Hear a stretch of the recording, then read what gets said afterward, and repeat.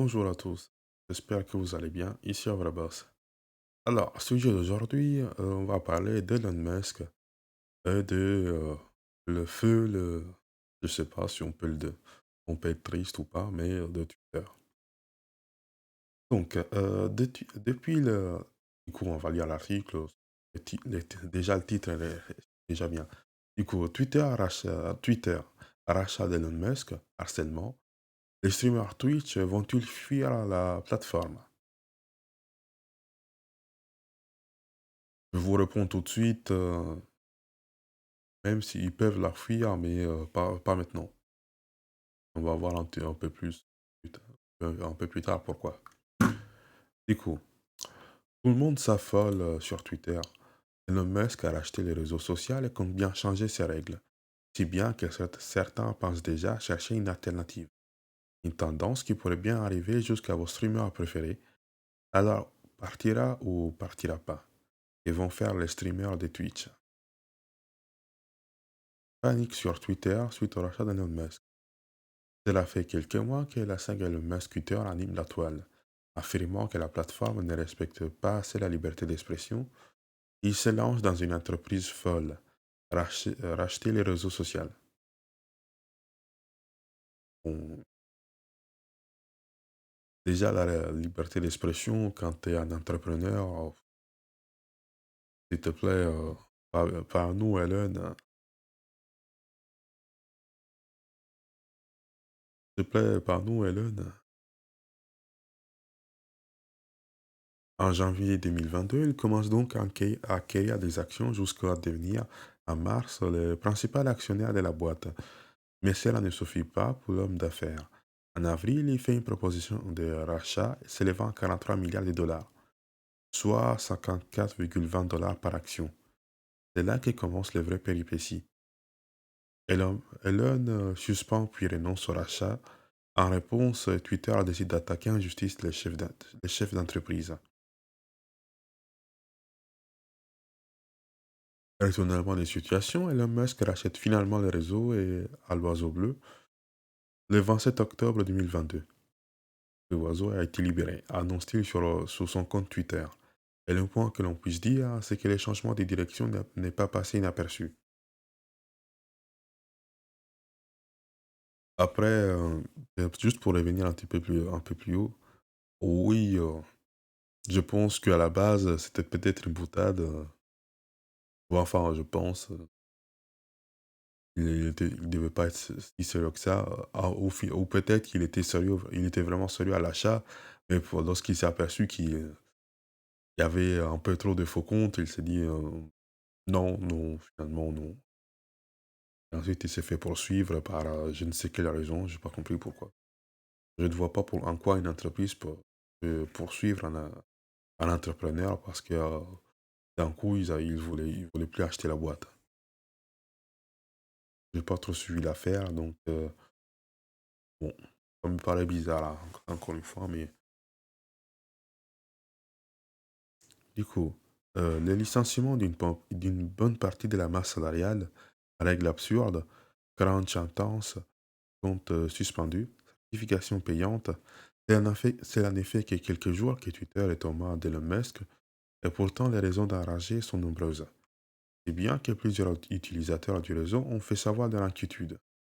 Journalistes, acteurs, écrivains, ils sont nombreux à s'être exprimés sur le sujet, et certains comme Goldberg ont même d'ores et déjà annoncé leur volonté de quitter les réseaux sociaux. Et ce vent de panique souffle également sur la France. Le commissaire européen Thierry Breton a tenu à rappeler que Twitter devra respecter les règles européennes. D'ailleurs, soit dit en passant, je ne suis pas très sûr que Twitter à la base respecte tant que ça les règles européennes. Moi, je dis ça, je dis rien, je diffame pas, mais je pense qu'à la base, le mec, il s'en fout un peu. Donc, Thierry Breton, il essaie de dire, ah oui, vous allez respecter la loi. Ça veut- pour moi, ça exprime juste que, bon, Elon ne fait pas partie de ces Américains qui en attendent les bras ouverts. Parce que je me souviens pas de la dernière fois, je me souviens pas que ils avaient dit une chose similaire au président PDG de Twitter. Donc, bon. D'ailleurs, contrairement à d'autres, lui, je pense pas qu'il aille quelques affaires d'illégalité. Donc, ça me paraît un peu bizarre de lui dire à lui, oui, faudra respecter les règles. Mais bon, technique des politiciens pour faire jouer les grands. Du coup, si bien que nombreux sont ceux qui n'excluent pas un départ de Twitter, malgré l'importance de la plateforme pour leur activité. Et s'il y a bien un secteur où les réseaux sociaux sont indispensables, c'est bien celui de l'influence et de la création de contenu. On va se demander légitimement si vos streamers préférés vont également quitter Twitter. Eh bien, sachez que rien n'est moins sûr.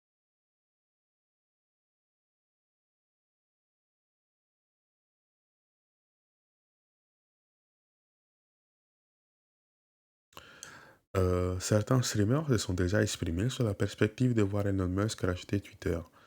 Et que ce soit Zerator ou Antoine Daniel, ils ne semblaient pas vraiment être emballés assez par cette idée. Les seconds trollent régulièrement l'appelant les Tony Stark réels. Les premiers ont notamment réagi à la certification payante. Au global, les streamers français ne semblent pas vraiment enchantés à l'idée de voir un homme d'affaires réaliser ses rêves et changer la face de Twitter. Il suffit de jeter un coup d'œil aux retweets et aux autres faves des streamers. C'est quoi les faves? Quelqu'un sait que c'est quoi les faves? Oh, merci de me le faire savoir. Tel que Mr. MV, pour se douter qu'il n'approuve pas vraiment la situation.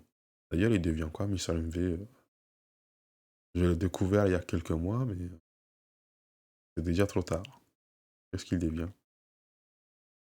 Si du côté américain, Asmongold a ouvertement affirmé oula. Si du côté américain, Asmongold a ouvertement affirmé être favorable au changement de direction de Twitter, cette position ne trouve visiblement pas preneur chez nous. Quelques streamers français ont même d'ores et déjà annoncé leur volonté de s'éloigner de Twitter. Mais cela n'est pas vraiment lié au changement imposé par Elon Musk. Il y a quelques jours, Antoine Daniel a ainsi exprimé en live sa volonté d'abandonner les réseaux à l'oiseau afin de gagner des points de santé mentale. Les nombreuses polémiques et vagues de harcèlement s'étant lancées sur Twitter dernièrement l'ont profondément fatigué. Et la quête pour la liberté d'expression que compte mener l'homme d'affaires risque de ne pas arranger les choses.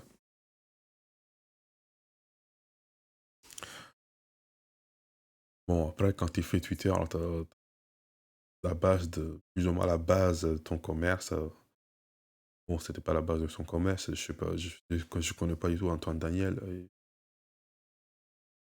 et bon,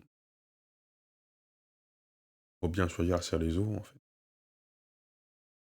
Mais bon, après, il faut aussi dire ils sont tous à peu près pareils, côté là.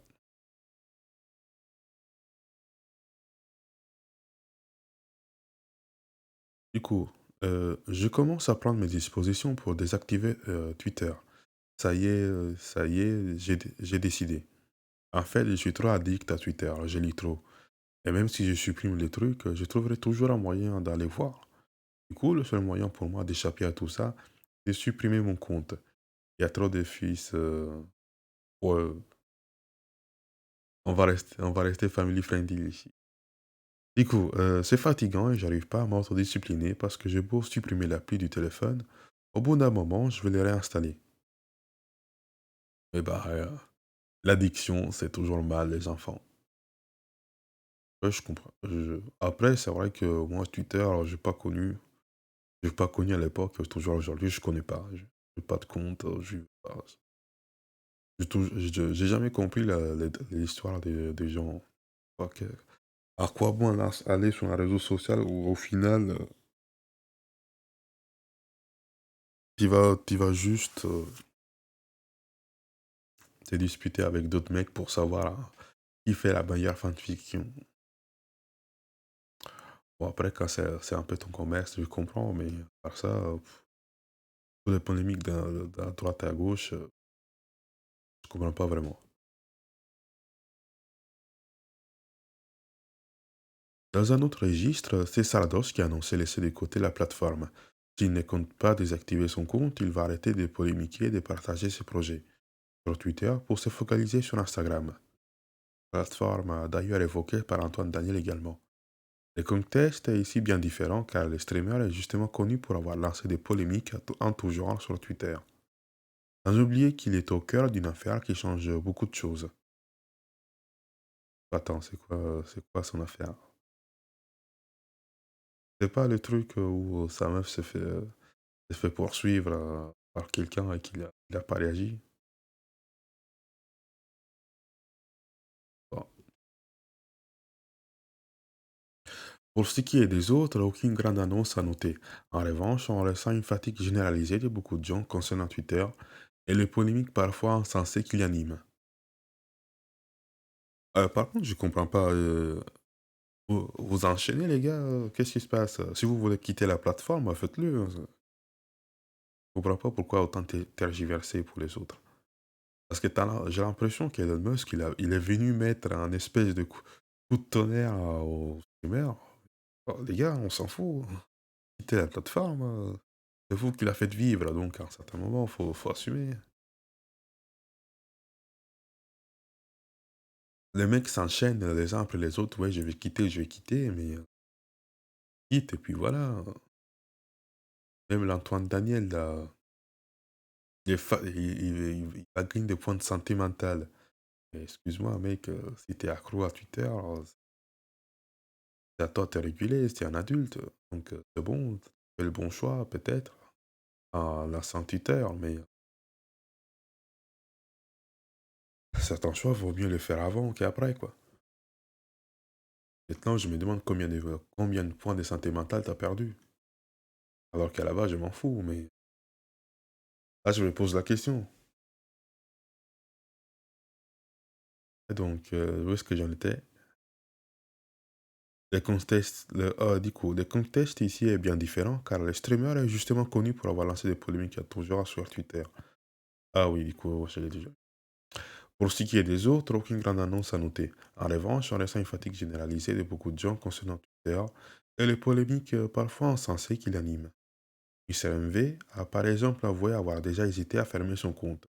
Si GDG n'a pas fait de même, on se doute que la récente polémique à son sujet, issue d'un ancien clip, a eu de quoi le fatiguer de ce genre de plateforme. C'est en effet sur Twitter que cette histoire a pris de l'ampleur, tout comme c'était sur Twitter que ses propos concernant la série Les Anneaux du Pouvoir avaient été repris et parfois détournés pour alimenter une autre polémique, il y a quelques mois. D'ailleurs, cette polémique, on va en parler vite fait, il avait dit, bon, les Anneaux de Pouvoir, c'est bizarre parce qu'il y a des hobbits noirs. Je connais pas, je sais pas c'est quoi, c'est quelle c'est Les Seigneurs des Anneaux, c'est ça? Je connais pas du tout la série, mais s'il se pose la question, ça veut dire que déjà, il n'y en avait pas de base. Donc, il s'est expliqué. D'ailleurs, il avait dit lui-même, il avait fait une réponse. Il y a, lorsque tu as un scénario, tu as une histoire et que tu veux la faire un peu solide quand même, faut qu'il t'explique qu'est-ce qui se passe. Il me semble avoir déjà vu un Seigneur des Anneaux quand j'étais jeune, et c'était, je m'en souviens pas très bien. Et à ce moment-là, oui, c'est vrai que je voyais pas beaucoup de personnes de couleur. D'ailleurs, que ce soit des personnes de couleur ou juste des latinos, ou je sais pas quoi d'autre. Pour moi, il avait raison de dire ça. Et après, voilà, les gens s'enflamment sur Twitter pour pas grand-chose.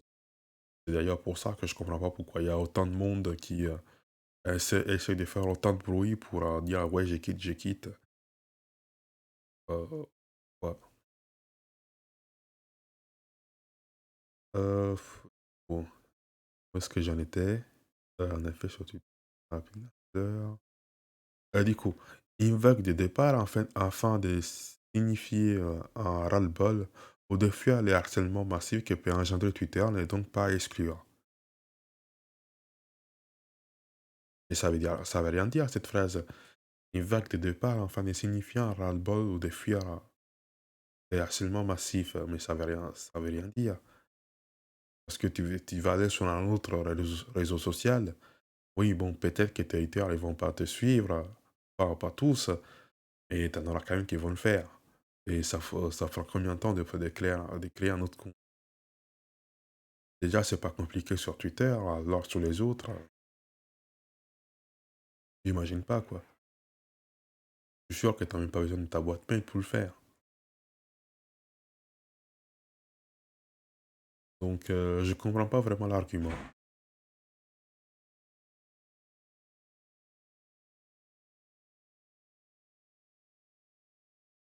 Pas sûr de l'utilité de la chose, mais bonne chance à vous, les gars. Surtout que si Antoine Daniel clôture réellement son compte, ses collègues et amis pourraient bien en profiter pour le suivre. Sauf que, euh, sauf que cela n'est pas si simple. Des fois, j'hésite à kill le compte ou à le filer à un CM. Encore une fois, qu'est-ce que c'est un putain de CM? C'est quoi un pote? À son petit frère? Qu'est-ce que c'est? Mais c'est bien de communiquer ses points de vue de temps à autre. Si on accepte l'influence pour vendre des jeux, produits ou demander des abonnements, autant l'assumer pour ses convictions également. I should sense. Oh, oh, ok. Voilà ce qu'a dit monsieur RMV. Du coup, le problème, on l'a dit, c'est que Twitter est un outil important dans ce genre de métier. Comme l'a évoqué Antoine Daniel, de nombreux sponsors impliquent de tweeter avant de partir en live. Partir, il faut donc trouver un autre réseau social fonctionnant comme Twitter et permettant de toucher au moins autant de monde. Au final, c'est le même problème qui empêche certains streamers de quitter Twitch, malgré les nouvelles règles désavantageuses de la plateforme, le manque d'alternatives. Mais certains prétendent avoir déjà trouvé un réseau qui pourrait remplacer Twitter, Mastodon. Après, il y a un truc que je comprends pas, il y a d'autres réseaux qui existent. Il y a Odyssey, il y a Tomber le truc, il me semble. Dispersez-vous, les gars. À quoi ça sert? De toute façon, ça revient littéralement au même. J'avais vu, j'avais vu je ne sais plus quelle vidéo qui disait que euh, 90 ou 95% de tous les, comment dire, de tous les streamers sur Twitch étaient entre 5 et 10, entre 0 et 10 viewers. Quand moi, après, c'est vrai, c'est la même chose pour moi. Je me dis quand même, ça sert un peu à rien d'essayer de se regrouper sur la même plateforme.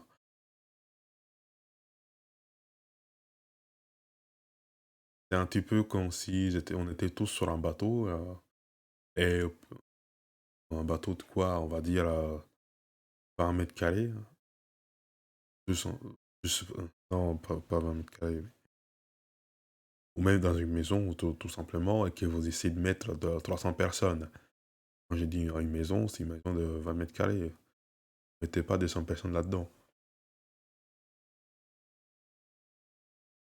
Donc, même si l'argument est valide, que si tous les streamers commencent à se disperser sur chacun un petit réseau comme ça, isolé, à un certain moment, vous allez voir toutes les personnes qui vont dire, ah bon, celui-là, je vais pas le suivre, j'ai pas assez de mémoire sur mon téléphone, j'ai pas envie d'installer 10 applications pour suivre des streamers, je sais pas combien. Donc, ouais, l'argument est assez valide, quand même. Mais bon, quand même. Après, faut se dire une chose, je suis pas sûr que la plupart des mecs la plupart des streamers gagnent vraiment leur vie sur Twitch. Je suis même sûr que la plupart, ils doivent être, s'ils sont pas quasiment à zéro, ils doivent être pas loin de d'avoir juste de quoi payer le loyer. Euh, après, C'est vrai que cette petite moitié, c'est mieux que zéro, mais si je trouve un taf, c'est toujours mieux, quoi. Plus les règles de Twitch. Bon, je parle de Twitch, mais on peut parler des autres plateformes. Ça revient tout le temps au même. Les guidelines changent, tu peux te faire censurer pour un rien. T'as des algorithmes qui te mettent plus ou moins en avant ou en arrière en fonction de ce qui se passe. Je veux dire, beaucoup d'instabilité, beaucoup de fatigue, beaucoup d'efforts pour au final un résultat pas vraiment génial. Moi, par exemple, j'ai un taf à côté, je suis content. Même si demain j'ai 300 millions d'abonnés, je l'espère d'ailleurs. Abonnez-vous, likez, commentez, et puis tout le reste. Si un jour, si demain j'ai 300 millions d'abonnés, je m'en fous, je garde mon taf. Il sera toujours plus solide et avoir un truc Twitch.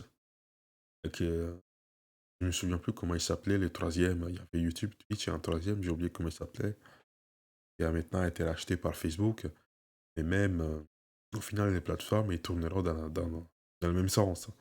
Guidelines qui changeront avec les temps, nouvelles censures, nouveaux algorithmes, nouvelles façons d'avoir plus d'audience, de captiver plus les spectateurs à rester sur la plateforme, plus de pubs, tout le reste.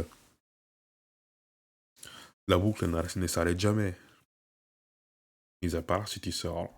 Il y a même des mecs qui pètent des plombs parce que ils ont pas assez, ils ont pas assez d'abonnés, ils n'arrivent pas à payer, ils n'arrivent pas à vivre de Twitch ou de je ne sais quoi d'autre. Après, la vie, c'est des choix, donc je ne vois pas l'utilité de se fâcher pour ça. Mais ok. Du coup, on va parler des mastodons. La solution miracle, qu'est-ce que c'est Mastodon? Il s'agit d'un réseau social créé en 2016 par le jeune Eugène Rocco et ayant pour logo un petit éléphant. Et le moins que l'on puisse dire, c'est qu'il est un désert de Twitter.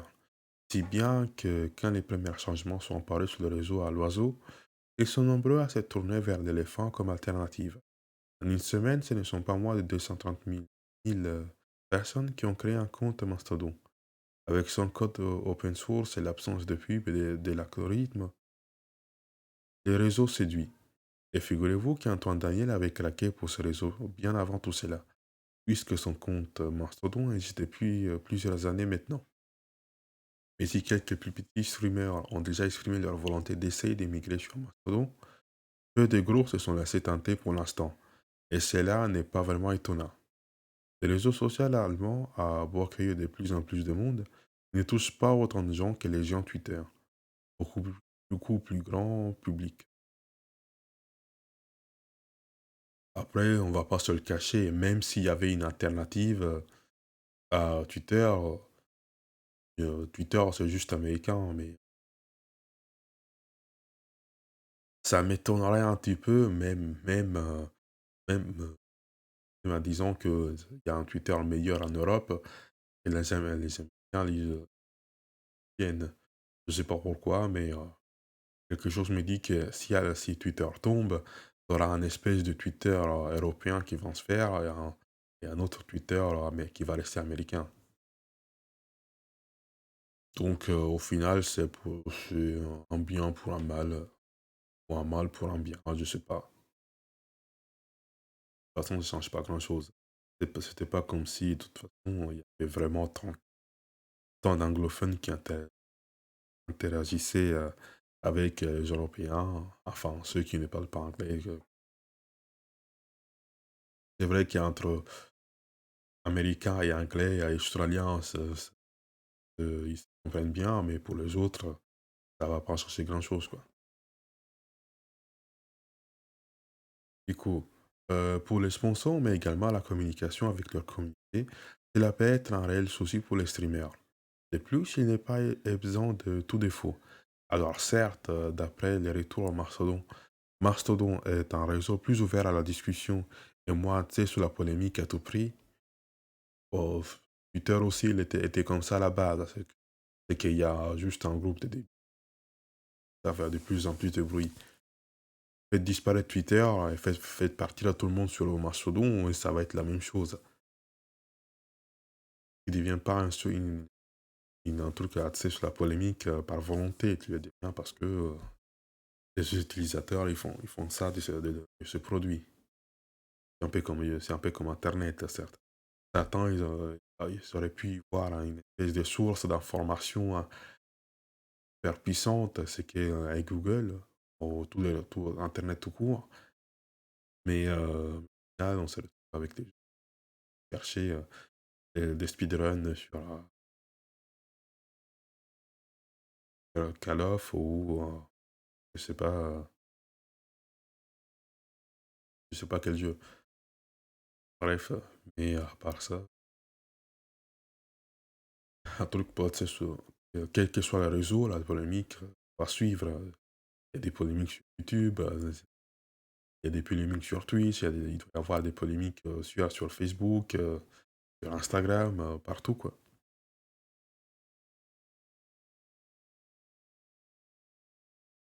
Du coup, mais d'après d'autres, il serait également peu accessible et intuitif, et sécurisé et pas encore au point. Mais bon, en gros, ils nous font la même description qu'Odyssée. Pourquoi les gens n'y vont pas? Parce que c'est peu accessible, peu intuitif, peu sécurisé et pas encore au point. Et bon, à un moment, bah, on peut pas dire vraiment qu'aujourd'hui, même aujourd'hui, on peut se dire que YouTube soit bon, intuitif peut-être, peu sécurisé, le dire. Il y a des mecs qui perdent leur chaîne comme ça à cause d'on ne sait pas. Pas encore au point, bah, je sais pas qu'est-ce que ça veut dire, pas encore au point. Bon, pour eux, ça doit être indéfini, par exemple. Il peut y avoir des mises à jour qui sont promises par les créateurs.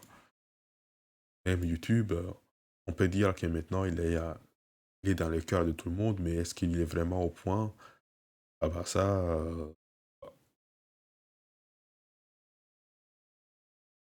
surtout qu'il continue à rajouter des trucs avec le super chat, le super thanks, comment il s'appelle? D'ailleurs, le super thanks, c'est ce qu'on en parle. C'est la manière du pauvre. Enfin, la manière du pauvre, c'est les mecs qui t'incitent un mec à mettre 10 balles juste pour lire ton commentaire. C'est un peu la tristesse quand même. Avant, on lisait que les dons, et maintenant, on lit le super thanks. Je sais pas quelle est la différence entre les deux, mais...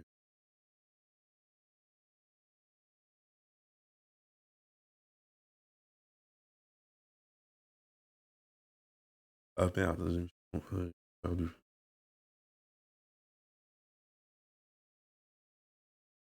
Alors, du coup... Alors, certes, d'après les retours, Mastodon est un réseau plus ouvert. Non, ça, je l'ai vu. Mais sécurisé, pas encore au point. Du coup, défaut risque de se relever bien trop handicapant pour que Mastodon parvienne à rivaliser avec Twitter. Est-ce que cela deviendra possible dans un futur proche? Rien n'est moins sûr. Bon, après, le truc, c'est que est-ce qu'il a vraiment besoin de rivaliser avec Twitter? Non, il te faut juste une plateforme pour la discussion. Ben, après, s'il n'est pas aussi populaire que Twitter, c'est grave parce qu'encore une fois, vous allez pas retrouver toutes les communautés dessus. Mais Twitter, c'est vaste, mais en soi, est-ce que les anglophones parlent-ils vraiment avec, je sais pas, par exemple, ou et les latinos? Est-ce que les Français, ça discute vraiment avec les anglophones? Ça, je suis pas sûr. Donc, à la limite, avoir une espèce de Twitter pour chaque langue ou pour chaque région, c'est pas vraiment pire.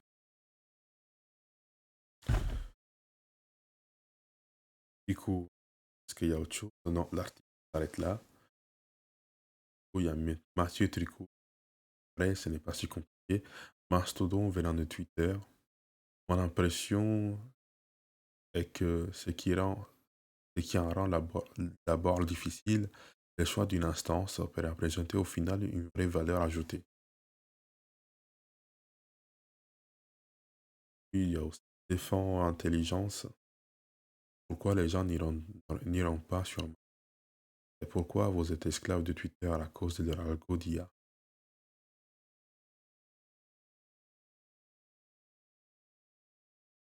Bon, ok. Bon, de toute façon, encore une fois, la boucle est bouclée. Aujourd'hui, Twitter, là, c'est faire une place dans le cœur. C'est-à-dire que vous avez les streamers qui, pour faire leur pub et leur business, ils vont sur Twitter. Les autres qui aiment bien suivre les streamers préférés, bah, ils vont sur Twitter. Et maintenant, les streamers, ils peuvent pas quitter parce que s'ils quittent, ils sont pas sûrs que leur audience va les suivre. Sauf que s'il y a un certain nombre de streamers qui se partent, bah, ils suivront dans tous les cas. Comme ils sont arrivés, ils vont repartir. Donc, la crainte générale, je ne comprends pas vraiment. Écoutez, quand vous dépendez d'un réseau qui ne soit pas stable du tout, bah, c'est ce qui arrive. Donc, note finale pour vous, les enfants, si vous voulez devenir streamer, ne dépendez pas de Twitter. Ou du moins, ne dépendez pas tout court. Un job à côté, comme ça, au moins, vous êtes toujours libre. Parce qu'en vrai, c'est pas difficile. Vous trouvez sur YouTube des trois vidéos des mecs qui sont partis en pleurs parce que ces mois-ci, ils n'ont pas eu assez de dons, parce que leur compte, leur chaîne YouTube s'est fait strike, et donc ils avaient pas de source de revenus. Et c'est assez triste comme ça. Donc, trouvez-vous un job, faites YouTube pour le fun, et faites quelque chose de réel à côté. Bon, sur ce, je vous souhaite une très bonne journée, je vous dis au revoir et salut.